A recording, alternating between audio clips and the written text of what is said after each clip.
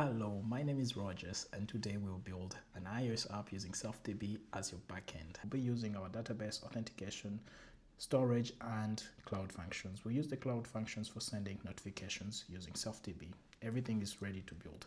I went ahead and built a sample app which relies on the SelfDB package. However, we can remove this and add it again manually for everybody so everybody sees how it can be added. So I'll remove the package.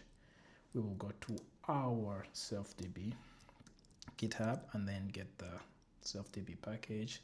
Come to File, add package and dependencies. We get SelfDB iOS. We choose v0.05. Then we add the package. It is that simple. One package with everything I mentioned. You have database, authentication, storage, and the cloud functions will be running in SelfDB. So everything is ready here. We need to create a few tables, to support our app, and all these tables, this is SQL. What is good about using this method is like our tables are actually available to be used in other apps. So let's use our SQL editor, run. So here we have the tables are created. Let's create a bucket called post media.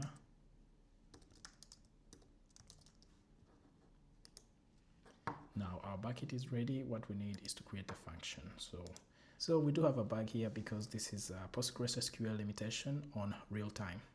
But in order to overcome this, we just have to turn off the real-time function, which is set on the functions table. So we go back to our SQL editor and then we drop that function. And in the README, I did add this step to help you. Just copy this little snippet here and paste it in there. Let's come back to our function, create new function. I'll call this function send push notifications. Send push notifications. And this function uses a few environmental variables.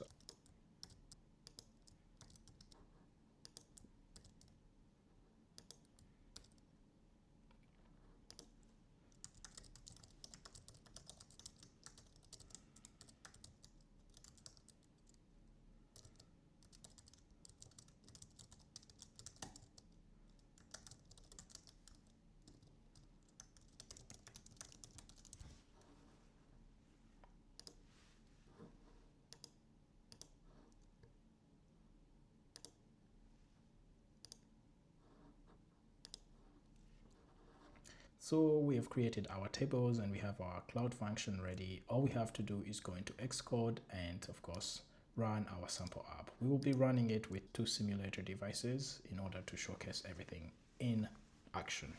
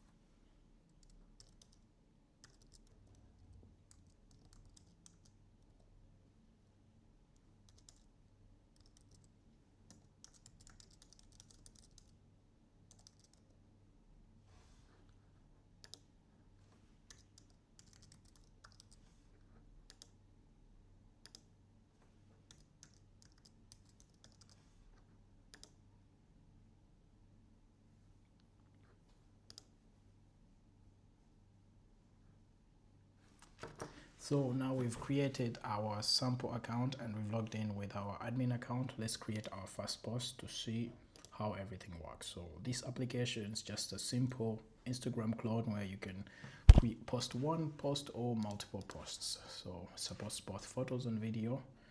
This is the first post. We say hello world. And let's share this one. And just like that, we received our first notifications. Like I said, SelfDB handles all of this instantly.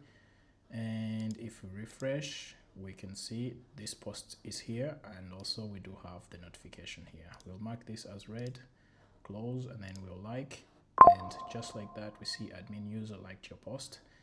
And also if we pull to refresh, we will see that we do have a new notification here, which we also mark as read. Now let's do a demo where the admin user actually posts a video. Here with a few other files. So say video plus photos. And this has already been registered, the notification is sent, and we can see it all here. Now let's refresh here and let's see what we have. We do have this new video and photos, and everything is synced up. And if we go into our SelfDB instance, we will see we now have some files in our bucket, and these are the files that we have created. We do have the images, this is the thumbnail for the video, and if we look at our function, we see that it has been executed 3 times, and these are the 3 times that a notification has been sent. However, to confirm this, we can go ahead and let's see, like this, and now I can post. Wow. And this is a comment, and as you can see, these notifications are also already, well, they're also already here, and we can see them like John Doe liked your post, John Doe commented on your post. And if now we come back and refresh, we see our notification or our CRUD function has been executed, well, now 5 times.